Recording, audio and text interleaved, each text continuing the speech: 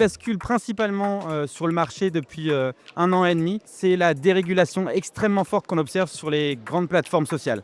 On voit que depuis l'élection de Trump et les changements qui arrivent aux US, toutes ces plateformes s'affranchissent de règles, de mesures, de brand safety et de contrôle qu'elles avaient auparavant. Donc on voit qu'il y a une accélération très forte des contenus problématiques sur ces plateformes. Donc on voit qu'aujourd'hui, ces plateformes qui captent l'essentiel de la valeur, il y a un niveau de risque qui s'est accru très fortement et donc un besoin de contrôle extrêmement fort des marques et des annonceurs sur ces environnements qui sont massifs dans leurs investissements et qui aujourd'hui méritent d'être contrôlés et surveillés au plus près.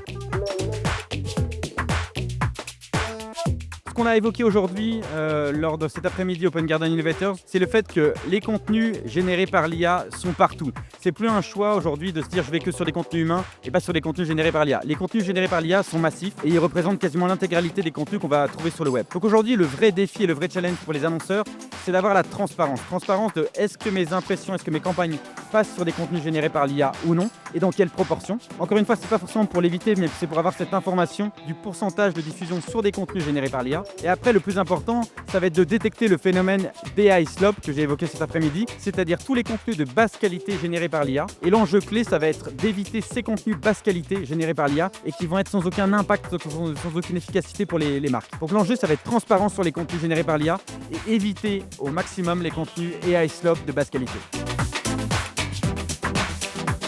Donc on est ravis d'être partenaire de cet après-midi Open Garden Innovators. C'est un événement qui a été extrêmement inspirant dans la qualité des sessions, la richesse des contenus et le fait qu'on anticipe des tendances très fortes avec des avis d'experts et des points de vue croisés très riches. Donc vraiment un grand bravo à Nicolas pour tout cet après-midi.